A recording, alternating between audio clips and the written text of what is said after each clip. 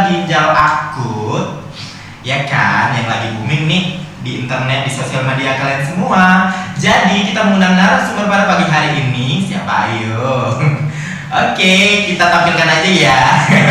Tampilkan di slide. Selamat datang di webcast. Apa ya kepanjangannya, lupa saya.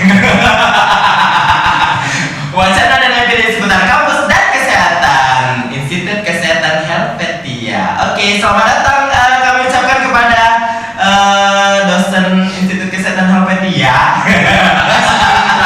Iya. Jadi kita tanya-tanya aja dulu nanti secara personal ya pastinya. Iya. Kita kalau misalnya di sini lebih akrab, aku manggilnya abang aja deh. Nanti boleh ya sahabat kampus ya. Berarti ya. Kalau bapak nanti tua kali kayaknya gitu. Oke, kita panggilkan aja Pak Hans biasanya disebutkan ya bang. Iya benar sekali. Abang bisa jelaskan dulu bang biodata abang pastinya lah. Baik, terima kasih kepada hostnya Pak Rudi gitu ya. Iya. Kenalkan, nama saya Apoteker Hanafi Sastrawinata, SPAM MSc. Iya. Di sini saya sebagai dosen di Institut Kesehatan Helvetia. Kebetulan di sini juga saya mengampu juga di kampus ini juga di mata kuliah seperti di farmasi juga. Begitulah sekitar biodatanya. Oke, berarti abang dosen program studi S1 farmasi. Betul sekali ya. Baru habis itu kapan sih abang masuk di Inkes Helvetia ini? Saya masuk di Inkes tahun 2017. 2017 bulan 1. Bulan 1 berarti abang senior aku. Oke, sahabat kampus, berarti Pak Hans ini atau biasa yang aku sapa Bang Hans. Nama lengkapnya ada APT Hanafi Sastrawinata SPAM MSI.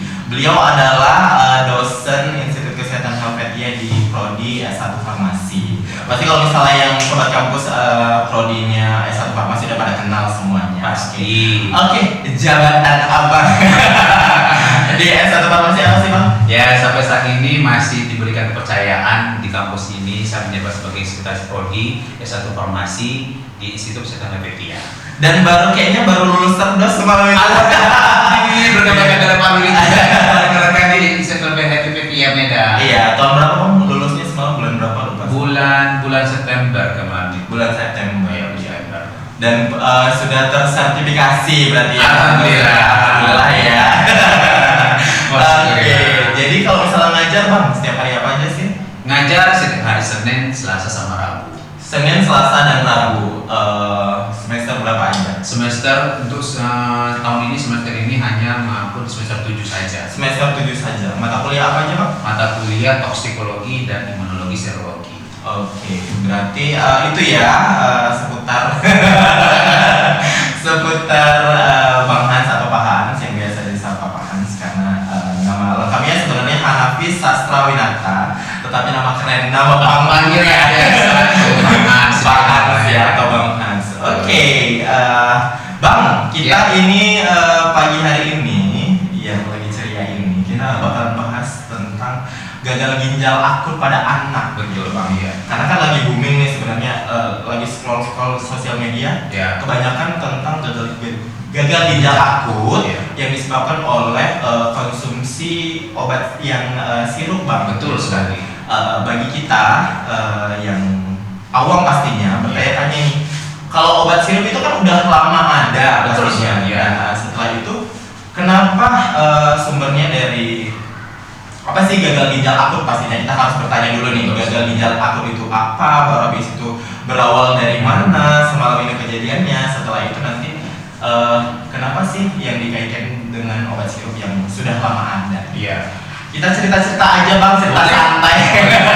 Nggak usah terlalu ilmiah kali di baik. Oke. Baik, sedikit kita tahu sebenarnya gagal ginjal akut itu sebenarnya apa. Itu merupakan ginjal itu sudah mengalami kerusakan secara mendadak karena tidak berfungsi seperti normal. Nah, biasanya penyebab itu bisa faktor dari obat atau gimana. Seperti kasus yang terjadi sekarang. Dia tadi bilang, Pak Rudi bilang tadi kasus mendapat, padahal sebelumnya itu sudah lama beredar di masa, baru sekarang mencuat ya kan. Iya. Nah, ini pertama jadi kasus di Gambia di Afrika Barat itu ditemukan anak-anak mengkonsumsi itu mengalami gangguan ginjal akut. Nah, sementara diduga dari itu mungkin anak-anak tersebut mungkin mengkonsumsi sirup yang mengandung paracetamol. Kita tahu bahwa paracetamol itu sebenarnya obat yang paling banyak aman digunakan sejauh ini, baik untuk anak-anak maupun untuk ibu hamil menyusui, dan juga bagian yang ada gangguan lambung.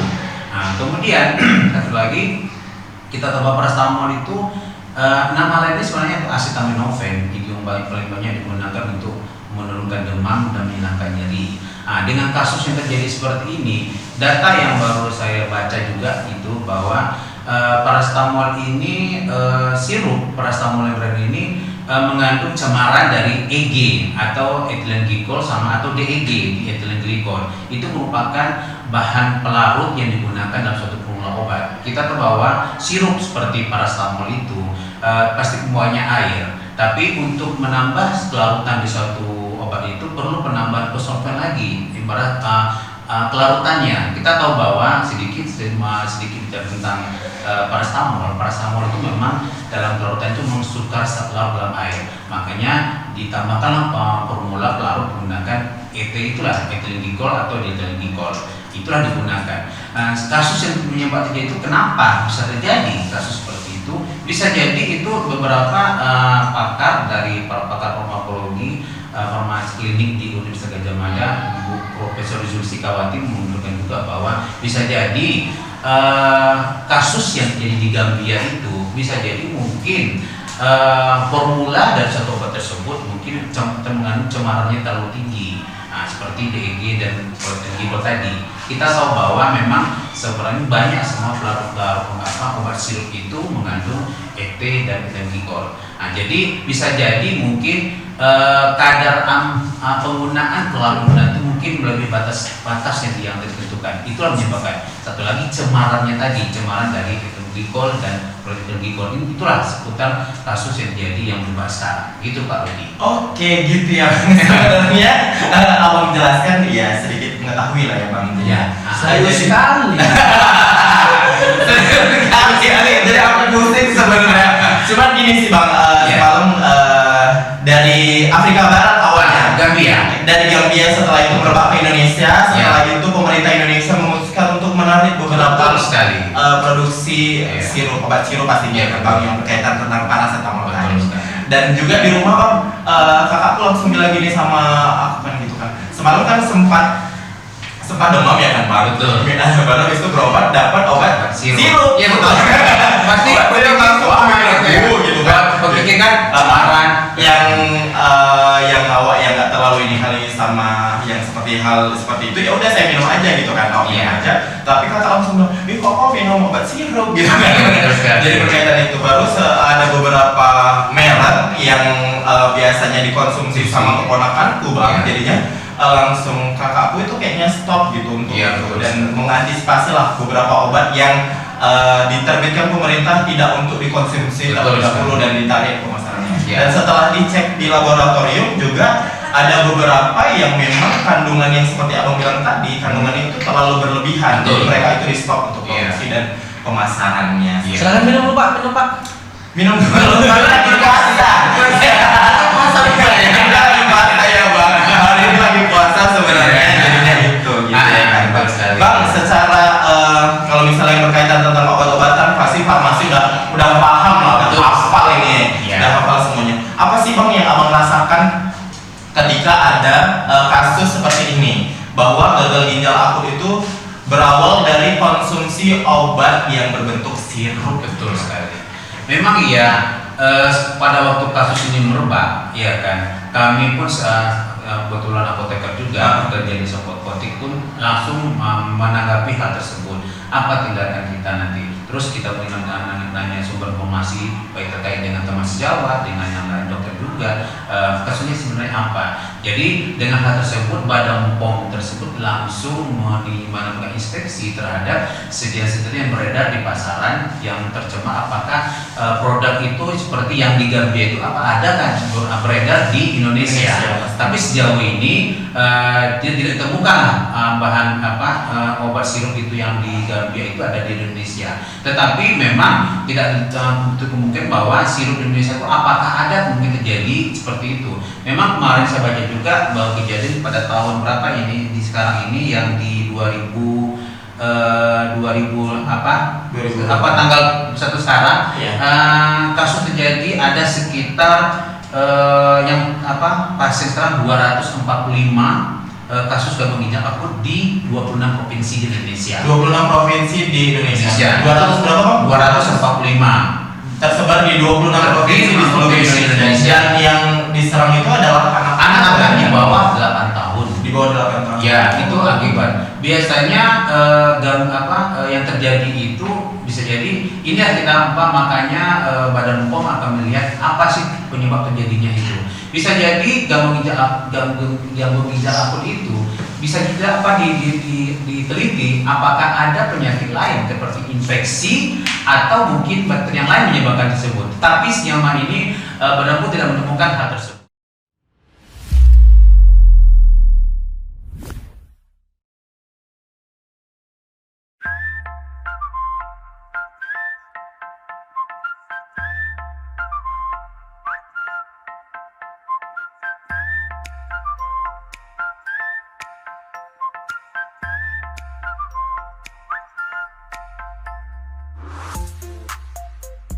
Oke, kembali lagi setelah iklan panjang tadinya. Bang, Ya, kita kan tadi udah bahas gimana sih perasaan abang sebagai seorang apoteker dan tentunya bergelut di farmasi ini kan Bang. Betul sekali. Kalau misalnya udah kaitannya obat-obatan, farmasi udah hafal luar kepala dan segala macam.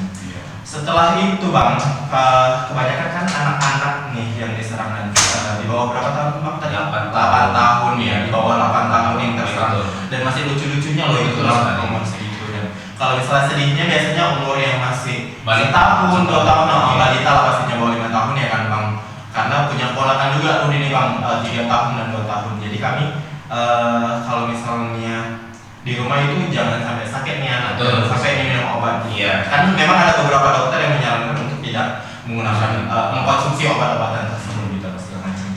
Gimana sih Bang kalau misalnya tindakan preventif atau pencegahan abang lah kalau misalnya untuk di rumah gitu, Iya. biasanya gimana gitu? Atau misalnya lingkungan abang di rumah sama lingkungan keluarga abang terkait dengan isu kalau misalnya gagal ginjal akut ini terjadi pada anak-anak dan khususnya bagi yang mengkonsumsi obat sirup. Iya, oke.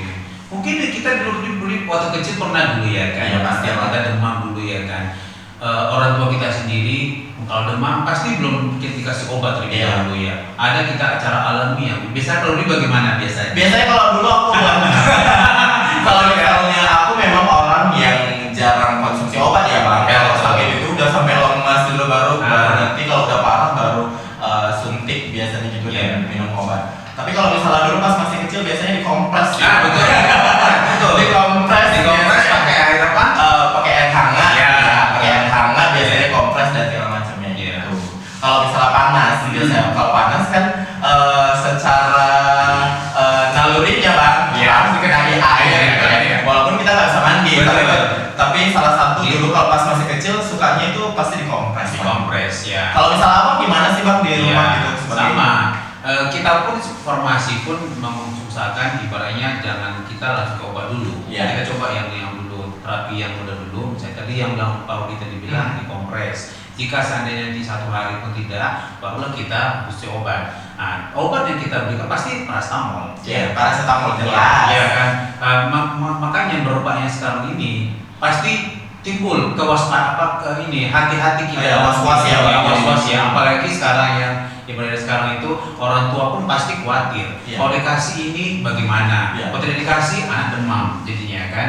Maka sebenarnya obat sirup itu, paracetamol itu banyak sih sedianya. Kita tahu bahwa obat itu kan banyak jenisnya, ada bentuk sirup, ada bentuk eliksir, ada bentuk tablet, ada bentuk suppositoria jenis bentuknya. Nah, biasanya kalau hal dengan kejadian seperti ini itu biasanya kita bisa berikan dalam bentuk tablet, ya kan? Tablet. Nah, tablet. Nah, timbul pertanyaan, bagaimana kalau misalnya gitu anaknya di bawah nggak bisa makan tablet? Ya benar sekali. Coba kalau tablet bagaimana? Sekali kan. Yang 3 tahun sama 2 tahun ini Bang, Iya.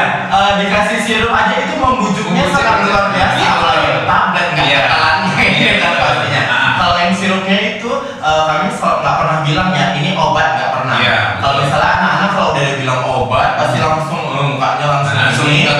Tapi kalau misalnya kita bilang vitamin ini, baru atau dibilangnya madu ini pasti kan masih langsung Iya.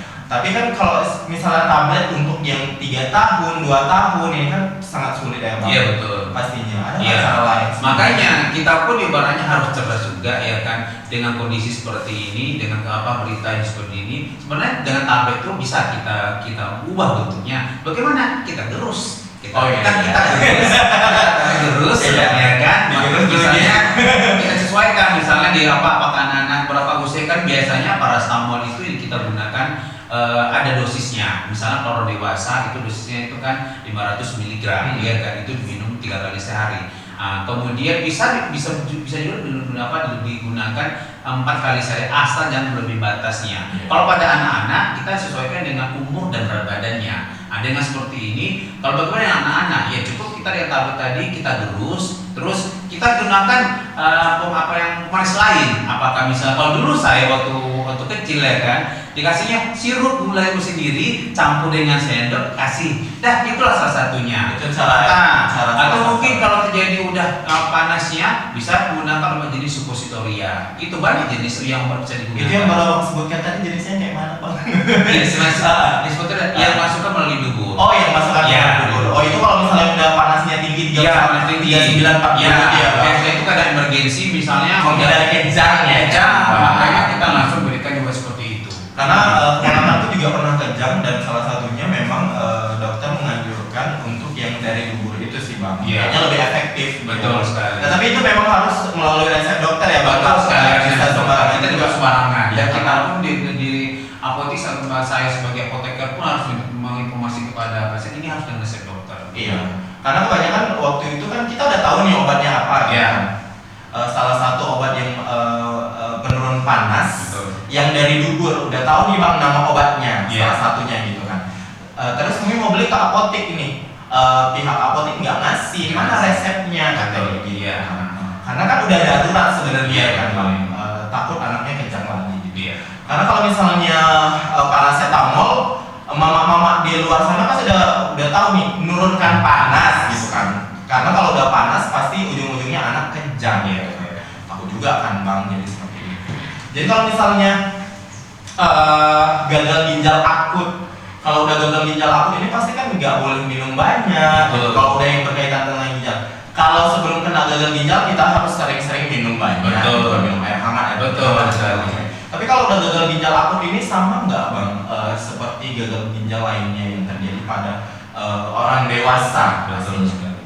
Kalau bicara tentang gagal ginjal akut ini berarti dia mendadak. Iya. Oh, dadakan ya Bang? Mendadak begitu. Tidak Ya, dadakan. akibat mungkin penggunaan obat yang berlebihan. Ada juga gagal ginjal kronik, itu udah kronis, sudah menanggung gitu ya kan. Timbul lagi punya gagal ginjal lagi yang dewasa. Biasanya kalau pada orang dewasa ginjal itu mungkin penggunaan obat yang terlalu berlebihan sehingga menyebabkan proses kerja ginjal itu berat. Nah, kita tahu bahwa proses ginjal itu kan menyaring, memfiltrasi zat-zat makanan atau semuanya yang masuk ke tubuh disaringnya. Seandainya ginjal itu bekerjanya ekstra, Overload, ibaratnya sanggup dia, pasti dengan ampun gitu ya. Apalagi kalau misalnya kita udah overload kerja pasti kan langsung ke Kali ya kan? Pasti. Itu bedakannya. Gitu ya. Makanya ibaratnya betul-betul penggunaan obat itu, makanya sekarang pikir dulu, tim pertanyaan ya kan. Bagaimana kalau yang kemarin kami belum pernah sebelum ada kasus yang bahkan udah pernah minum ini ya hal. kan. Makanya dulu pernah juga dokter menyarankan kalau kayak seperti itu pasien atau anak-anak disuruh minum air putih yang banyak. Iya, Tujuannya pasti. apa? Itu membersihkan, memfiltrasi obat-obatan dalam tubuh sehingga keluar bersama OB. Seperti itulah dia. Iya. Mungkin Rudi pernah ingat dulu waktu kecil ya kan? Iya. Obat-obat tablet misalnya. Itu Kalau benci aku Bang. Pasti kan Benar. pada memang kasih apa nama mungkin saya nggak sebut nama sendiri Iya kan? ya kan nama ya nama ya tapi ini ya kan Itu Bang, dari yang kecil aja, yang kecil, yang simple, yang untuk anak-anak itu paling susah aku minum obat dulu. Iya. Kalau misalnya udah yang namanya sakit biasanya. Tapi kalau misalnya lagi puasa Bang, kalau puasa dulu alasannya kan demam, nggak tahan ini, minum obat. Selalu hanya ada alasan ya. Biar batal puasa. Tapi kebanyakan kalau misalnya yang udah tersedia kan Bang, sirup yang ditarik pemerintah itu kan memang udah lama ada, Iya. udah sudah seluruh Indonesia yang mengkonsumsi itu, terutama anak-anak ini tadi. Gitu. Jadi kebanyakan dari mama-mama sekarang nih bang, lagi kumpul-kumpul ini bahas gagal ginjal akut ya kan, pembahasannya ngeri. Baru habis itu selalu ngomong, anakku udah sering minum ini. Iya betul. Ada kan beberapa merek yang ditampilkan bang, itu ini obat untuk paracetamol anakku, cuma anakku ya. Jadi kan jadi ketakutan tersendiri gitu bang. Jadi masyarakat jadi beberapa dari masyarakat itu tidak percaya lagi dengan obat-obatan itu. Betul sekali. Pasti kan kalau misalnya kita sebagai mama-mama lah bang, sebagai orang tua pastinya kita sebagai mama-mama. Maksudnya mama-mama ini pasti kan melindungi anaknya pastinya ya kan. Tapi kalau misalnya udah dikeluarkan pemerintah, jadi kan jadi ketakutan tersendiri, nggak bakalan lah konsumsi lagi ini untuk anakku gitu. Jadi itu sebagai orang tua pastinya kita kan bang, kita melakukan hal yang sama pasti. Ya betul sekali dibilang. Kekhawatiran orang tua pasti ada, pasti kan. Jangan kan. Saya pun seorang apoteker pun farmasis pun pasti mikirkan juga kenapa baru dikerti seperti ini. Sebelumnya pada waktu sebelumnya kan tidak ada gitu ya kan.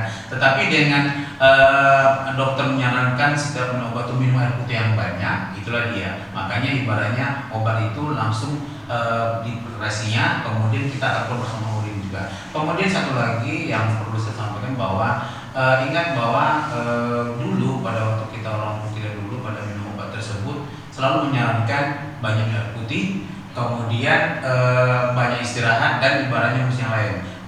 Hal tersebut menyebabkan kita bisa mewaspadai terhadap obat tersebut. Itu begitu bang. Iya sebenarnya. Jadi kan banyak sih bang kita yang udah kerja satu hari ini kadang lupa minum air putih dan betul sekali. Ya. Dan aku adalah salah satu orang yang memang konsumsi air putih itu banyak banget sampai berapa liter bang? Kalau kebanyakan kali nggak apa-apa juga kan. Iya. Kalau misalnya kayak zaman kuliah dulu aja bang, 2 botol besar itu nggak sebut merek ya, itu biasanya itu habis ya. Dan memang kalau misalnya dibilang kawan-kawan ini aku untai karena minum aja terus apa segala macam. Karena aku berpikir gini bang, ketika ada temanku yang memang udah kena gagal ginjal, nggak boleh minum banyak gitu kan, dibatasi. Jadi ketika kita lagi dalam keadaan sehat, pastinya kita udah tahu lah porsi minumnya harus memang banyak gitu kan, apalagi air putih hangat dan segala. Dan memang aku selalu terapkan sih bang, setelah bangun tidur ya minum gitu. Dan salah satunya adalah minum air hangat dan segala macam gitu.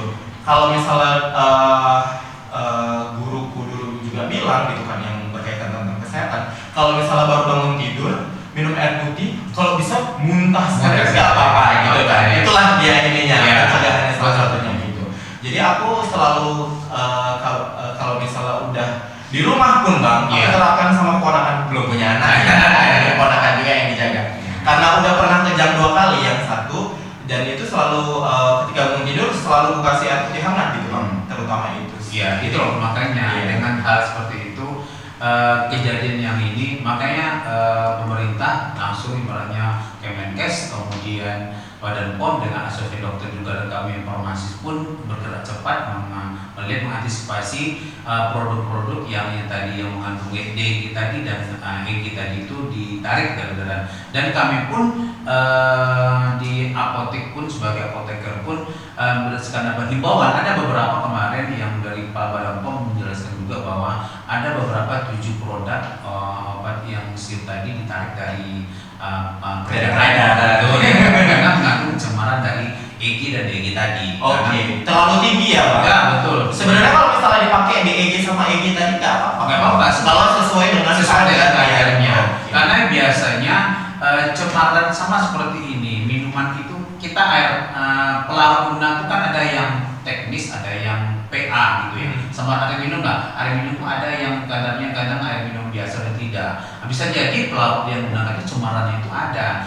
Berdasarkan kalau standarnya itu cemarannya itu pelarut itu ada batasnya 0, kalau untuk ethylene glycol itu 0,1%, kalau untuk propylene glycol itu 0,5%. Kalau lebih batas itu cemaran itu menyebabkan dia cemaran dari pelarut tersebut. Itulah dia. Simpelnya gini lah Pak, kalau kita buat teh terlalu banyak gula, jadi kan mengakibatkan salah satunya bahasa ininya jelek, jelek. Atau kayaknya kita nggak enak. Iya betul. Dan ini mungkin terjadi di obat-obatan yang ditarik pemerintah yang sebanyak 7 tadi ya kan. Ya. DEG sama EG-nya itu terlalu tinggi. Betul, Jadi ya. mengakibat bisa memicu gagal ginjal akut kan. Gangguan ginjal akut.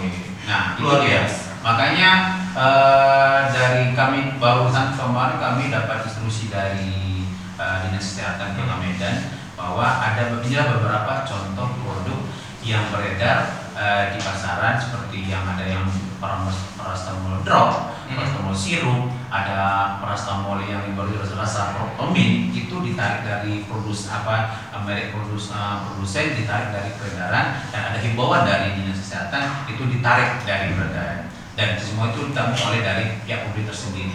Dan dari 7 itu udah pernah dikonsumsi nggak bang? Sudah ya.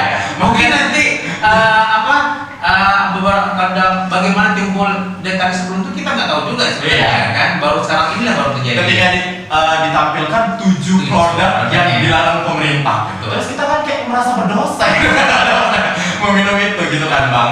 Kan karena udah masuk ke dalam tubuh kita juga gitu. Tapi salah satu antisipasinya adalah memang seperti itu ya, ketika sakit jangan langsung minum obat. Iya betul. Serius sekali. Iya.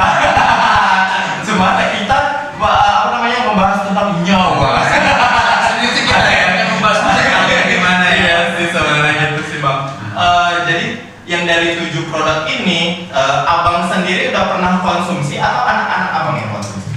Sejauh ini yang ada tiga yang memang si Badan POM tidak menyebutkan produknya tadi, tapi ada edarannya langsung kita bisa lihat di sosial media apa aja produknya itu.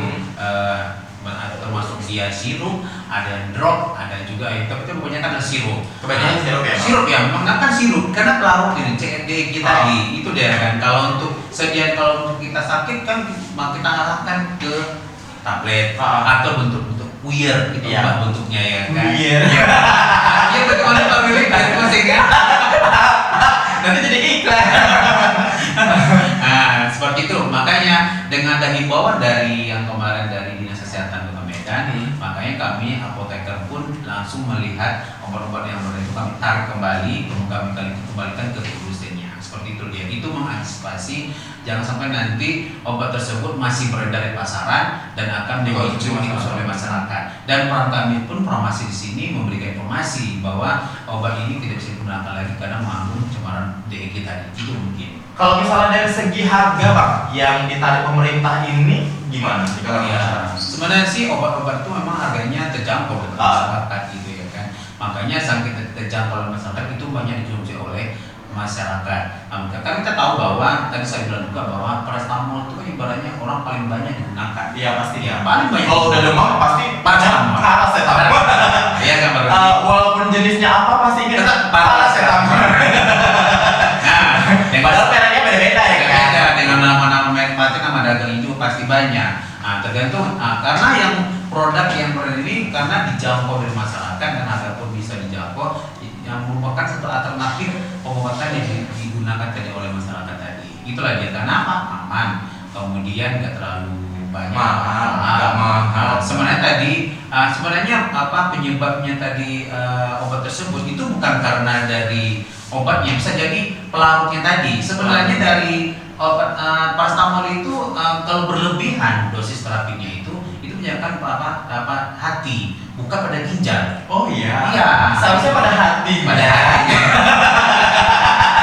Hatinya yang terserah. Tapi ini kaitannya dengan ginjal. Jadi bang, pemahamannya selama ini salah atau gimana? Sebenarnya tidak salah. Tadi saya bilang juga bahwa dosis terapi yang digunakan untuk paracetamol itu untuk dewasa tadi saya bilang 500 mg itu 3 kali sehari. Maksimal itulah 2 gram, ya kan. Boleh kita 3 kali sehari, ya kan.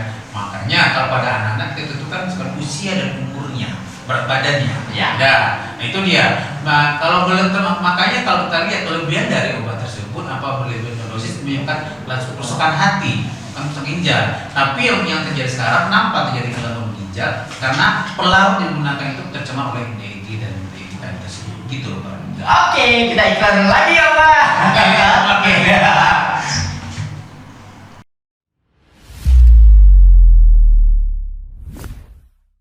Kembali lagi di webcast wacana dan MPD seputar kampus dan kesehatan.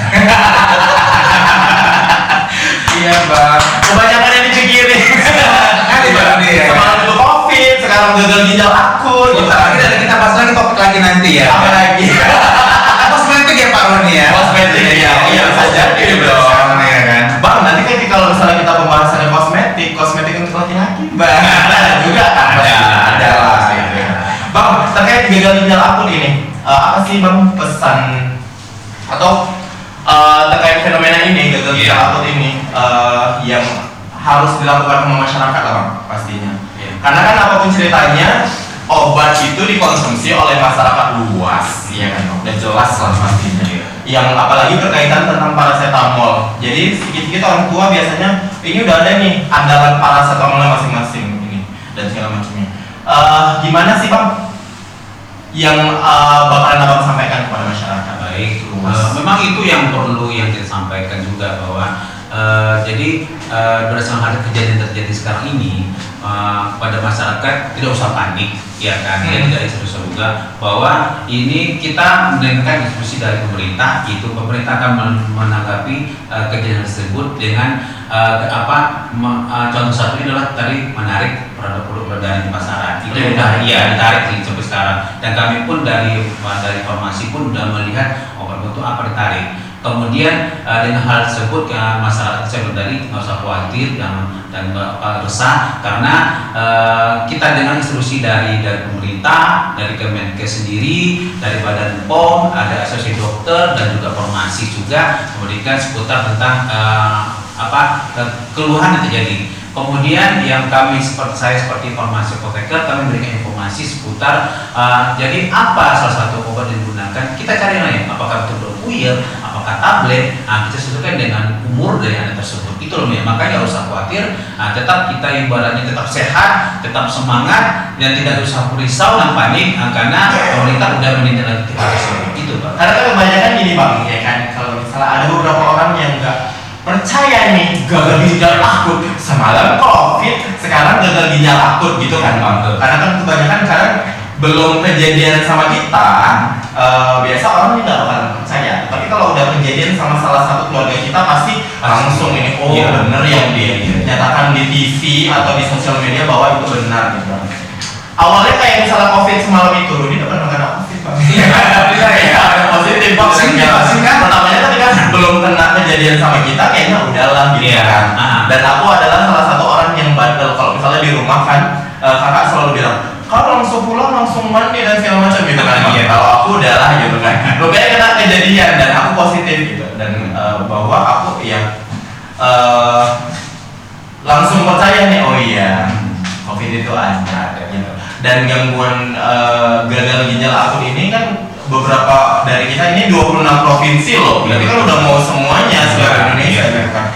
Itu yang tanggal 20 kemarin ya Pak Budi ya, yang 296 dari seluruh provinsi. Makanya biasanya kita ini kasus yang terjadi kemarin itu juga yang terakhir dijumpai ada kasus anak-anak juga 8 tahun khususnya itu setelah usia obat itu terutama baru ingat dia. Jadi dampak jadi adalah anak itu menurun, kemudian demam, kemudian diare, kemudian sembelit, kemudian terjadi penurunan urinnya itu sedikit. Nggak bisa kencing. Makanya tadi dokter menyarankan kalau minum tadi obat itu kita harus banyak minum air putih yang banyak. Iya, pasti biar kencingnya banyak juga.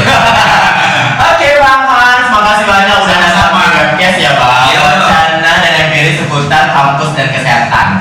Jadi ini adalah suatu yang luar biasa. Kami ada hadiah untuk Abang. Ada hadiah untuk Abang. Ada hadiah untuk Abang. Oke. Apakah itu? Ini dia. Nama saya sendiri ya. Iya, aku pengen lah. Iya, hostnya luar biasa. Ini adalah bentuk apresiasi dari webcast IKH kepada Abang pastinya. Dan semoga ini Sehingga saya tahu itu dari mana ya? Saya dari mana ya? Luar biasa. Jadi Bang, ini adalah karikatur yang didesain oleh LPG dan ini diserahkan kepada narasumber pastinya. Dan Abang adalah orang pertama yang ini. Mana rasanya? Bang Hans adalah orang pertama yang dapat ini. Nanti kalau misalnya narasumber lainnya datang kemari, kami bakalan kasih ini deh. Iya. Ini kami serahkan ya Bang. Terima kasih. Terima kasih. Ya, Pak.